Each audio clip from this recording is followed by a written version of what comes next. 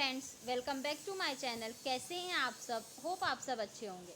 जैसा कि आप सबको पता ही हमारी बिजनेस स्टैटिस्टिक्स की सीरीज़ चल रही है, जिसमें आज हम अपना नेक्स्ट टॉपिक पढ़ने वाले हैं, जो कि है stages of statistical investigation. Statistical investigation के क्या क्या स्टेज होते हैं, किस किस स्टेज से आपको गुजरना पड़ता है। तो सबसे पहला जो स्टेज होता है वो होता है planning of statistical investigation. Plan करना। Proper system as essential for conducting investigation. Careful planning is essential to get the best result at the minimized cost and time. देखिए, सबसे पहले जब आप कुछ भी नया करने जा रहे हो तो उसके लिए सबसे इम्पॉर्टेंट होता है आप उस चीज़ के बारे में प्लान करो। तो स्टैटिकल इन्वेस्टिगेशन के लिए भी सबसे इम्पॉर्टेंट थिंग क्या है? सबसे पहली चीज़ है प्लानिंग। ठीक है, जब आप प्रॉपर प्लानिंग करोगे तो जिसके वजह से क्या होगा, आपका जो रिजल्ट होगा वो भी सबसे बेस्ट होगा और आपकी जो कॉस्ट और टाइम है वो भी कम आकर होगी। ठीक है, जो कॉस्ट और टाइम है वो कम आएगा और साथ ही साथ क्या होगा, आपका जो रिजल्ट होगा वो सबसे बेस्ट होगा। तो सबसे पहला जो स्टेप होता है वो होता है प्लानिंग का। नेक्स्ट होता है collection of data. The next step is to collect the relevant data required for the problem. It may come from primary और सेकेंडरी।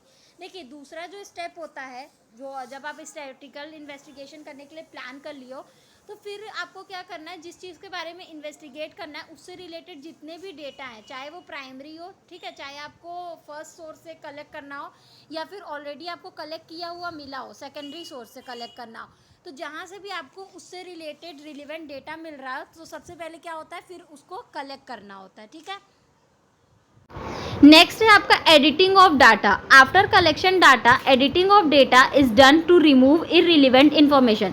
अब जैसे देखिए, जब हम डाटा कलेक्ट कर लिए तो उसमें बहुत सारी ऐसी इन्फॉर्मेशन होती है जो कि हमारे काम की नहीं होती है।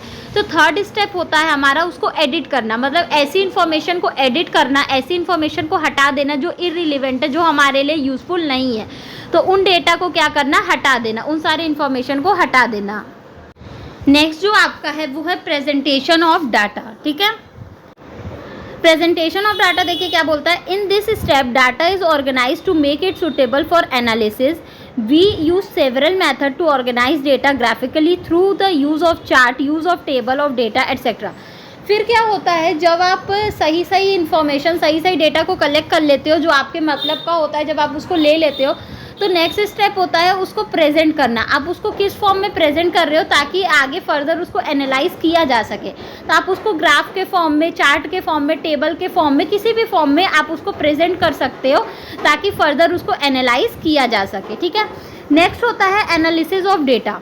Once the data is organized, we can analyze the data in term of average और percentage। देखिए, जब एक बार डेटा ऑर्गेनाइज कर दिया जाएगा, चार्ट, ग्राफ, किसी के भी फॉर्म में, टेबल के फॉर्म में, तो नेक्स्ट स्टेप होता है उसका एनालिसिस करना, मतलब उसका एवरेज निकालना या फिर उसका परसेंटेज निकालना। ठीक, और जो लास्ट स्टेप होता है वो हमारा होता है इंटरप्रिटेशन ऑफ डेटा।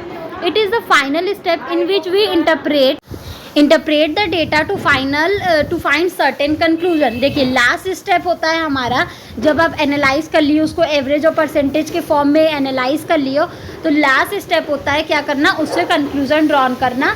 तो ये हमारा कहलाता है इंटरप्रिटेशन ऑफ डाटा।